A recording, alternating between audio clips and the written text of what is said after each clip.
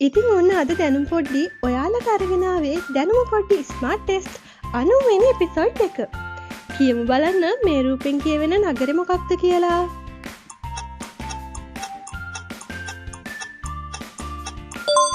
මේ තමයි වේයන්ගොඩ.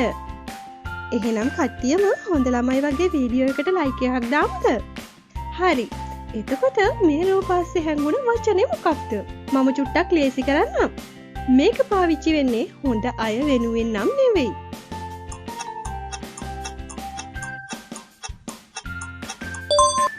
මේ තමයි පෝරකය. ඒකත් හරි නේද? එහෙනම් කියමු මේ වායුව මොකක්ද කියලා.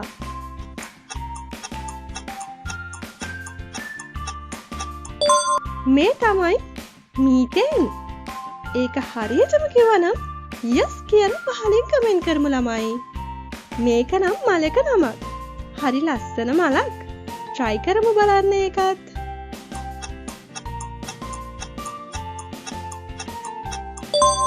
මේ තමයි සූර්යකාන්ත. ඉතින් මේ සෙට් එකම හරියට කිව්වනම් ඔයා සුපිරි. දැනුම පොඩි චූටි කාලේ ඉඳලම ඉගෙන ගන්න ගොඩක් දක්ෂයි. ඉතින් දැනුම් පොඩිට ගුරුවරුන් ගොඩක් ආදරෙයි.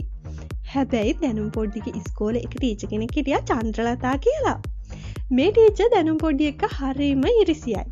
ළමයි නිවාඩුවෙන් පස්සේ අපි අපේ පන්ති නායිකාව තෝරනවා. දක්ෂ ළමයි විතරක් ඒකට ආයතුම් කරන්න. ඔය වැඩකට නැති ළමයි නම් ආයතුම් කරන්න එපා.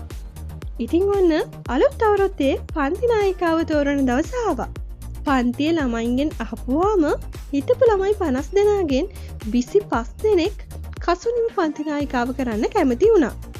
අනිත් 25 දෙනා දැනුම් පොඩ්ඩිව පන්ති නායිකාව කරන්න කැමති වුණා. ඉතින් මේ නිසා චන්ද්‍රලතා ටීචර් කලේ කොළ කැරි දෙකක් අරගෙන දැනුම් පොඩ්ඩිගේ නමයි කසුනිගේ නමයි ලියපු එක. ඉතින් ඊට පස්සේ දැනුම් පොඩිට කිව්වා ඒකෙන් එකක් තෝරන්න කියලා. ඒකේ නම තියෙන කෙනා තමයි පන්ති නායිකාව. හැබැයි දැනුම් පොඩ්ඩි එක්ක තරහ නිසාම චන්ද්‍රලතා ටීචර් මෙතනදි කලේ කොළ දෙකේම කසුනිගේ නම ලියපු එක. ඉතින් දැන් දැනුම් පොඩ්ඩි මොන කොලේ තේරුවත් කසුනි පන්ති නායිකාව වෙනවා. හැබැයි ඉතින් දැනුම් පොඩි මොලේ පාවිච්චි කරලා කොහොම හරි පන්ති නායිකාව වුණා.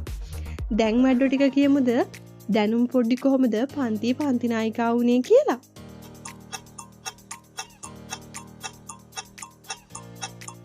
දැනුම පොඩි ඒක කළේ මෙහෙමයි. එක කොලයක් තෝරගෙන ඒක කටේ දාගෙන හපලා ගිල්ලා. ඉතින් ළමයි එතකොට ඉතුරු කොලේ තියෙන්නේ කසුනිගේ නමනේ. දැනුම පොඩි තෝරපු කොලේ දැනුම් පොඩිගේ නම තිබුණා කියලා හිතලා ළමයි හැමෝම ඔල්වරසන් දීලා දැනුම් පොඩිව පන්ති නායිකාව කළා. ඒක සුපිරි කියලා කියන කට්ටිය දාමුද කමෙන්ට් එකක්. ඔන්න දවසක් දැනුම පොඩිගේ අම්මා කුස්සිය උයන ගමන් හිටියා. ඉතින් කෝල් එකක් ඇවිත් අම්මා සාලෙට ගියා. පුතේ කෝ අපේ ළමයා? ඔව් අම්මේ කියන්නෝ. පුතේ මම කුස්සියේ මුට්ටියක් ලිපේ තියලා තියෙනවා. ඒක රත් වුණාම බානවද ලිපේ? අයියෝ ඔක මොකක්ද අම්මේ? මම බාන්නම්කෝ. ඉතින් ඔන්න අම්මා විනාඩි 15කට විතර පස්සේ කෝල් එක ඉවර කරලා ආවා. කොහෙද මුට්ටිය බෑවද? ඔන්න අම්මේ ඔයා හැමදාම බනිනවනේ. මම අද ඔයාලට වැඩේ ලේසි වෙන්න මුට්ටිය බාලා ඒකේ තිබුණ වතුර ටිකත් පෙරලා කහපාට ආල ටික විතරක් මුට්ටිය ඉතුරු කළා. අයියෝ මෝඩ කෙල්ලේ. මොකක්ද ඒ කරපු ගොන් වැඩේ? වැඩක් දුන්නොත් ඔහොම තමයි. දැන් වැඩ ටික හොඳට හිතලා කමෙන්ට් කරමුද දැනුම් පොඩි අතින් වෙච්ච වැරද්ද මොකක්ද කියලා.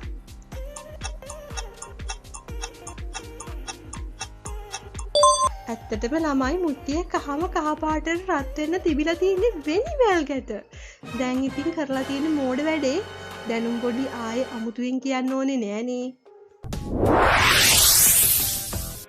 දැන් ඔන්න දැනුම් පොඩි ඔයාට දෙනවා තේරවිලි ටිකක්. එකකට හම්බ වෙන්නේ තප්පර 5යි. හොඳද? කීයක් හරි ගියාද කියලා ගණන් කරලා අන්තිමට කමෙන්ට් කරමු. මල්ලක දාගෙන යා හැකි රට. උත්තරේ බුරුමය. එක කකුලයි උඩින් ගමන් යයි. උත්තරේ කුඩය. බුදු අම්මෝ බඩ දනවෝ පාවඩ පිට මම යනවෝ. උත්තරේ අයන් එක. සිංහලෙන් කියනව නම් විදුලි ස්ත්‍රික්කය. අතින් කටට, කටින් බඩට, බඩින් අතට, අතින් අතට. උත්තරේ තමයි ලියුම. ඇදලා ගත්තා, දමලා ගැහුවා, මලක් පිපුණා, මල පර වුණා. උත්තරේ ගිනිකූර. සුදු මහත්තයා කළු තොප්පියක් දාගෙන. ඒකට උත්තරේ ගිනිකූරම තමයි ළමයි. කඩෙන් ගත්තොත් භාණ්ඩයක්, දියෙන් ගත්තොත් මාංශයක්. උත්තරේ තමයි ඉබ්බා. අලියා නොයන මග. ඉනිමග තමයි උත්තරේ. කවද්ද ළමයි අලිය ඉනිමගේ ගියේ? උඩිනුත් ගින්දර, යටිනුත් ගින්දර, මැද්දේ සවුන්දර, කන්නේ පාන්දර. හරි ලේසි. උත්තරේ ආප්ප. කෑවොත් පළතුරකි, වැළඳුනොත් රෝගයකි. උත්තරේ පැපොල.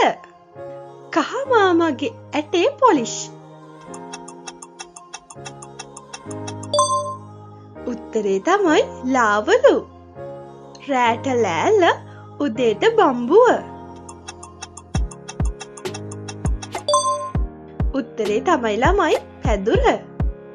ඉතින් මේ තේරවිලි 12න් කීයක් හරි ගියාද කියලා අනිවාර්යෙන් පහලින් කමෙන්ට් කරමු. හොඳද ළමයි? කියමු බලන්න මෙතන කියුබ් කීයක් තියෙනවද කියලා.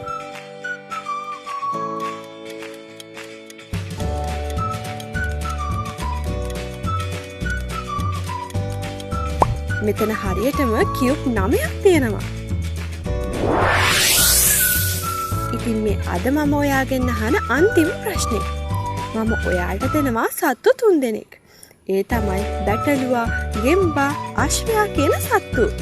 ගෙම්බාගේ බැටළුවගේ බර කිලෝ 10යි.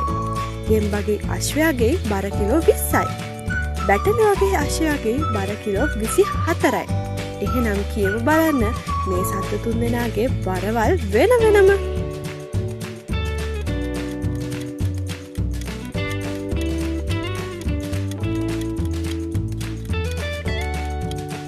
ඉතින් ඔයා උත්තරේ හරියටම හොයාගත්තා නම් දාමු බලන්න ඒක කමෙන්ට් එකක් විදිහට. ඒ වගේම ඔයා තාමත් දැනුම් පොඩිව සබ්ස්ක්‍රයිබ් කරලා නැත්නම් හැමෝම සබ්ස්ක්‍රයිබ් කරගෙනත් යමු. ඉතින් මේ ස්මාර්ට් ටෙස්ට් එක අනිවාර්යෙන් ඔයාගේ යාළුවෝ අතරට ෂෙයා කරමු. තවත් දවසක වීඩියෝ එකකින් හමු වෙනකල් ඔයාලට සුබම සුබ දවසක්.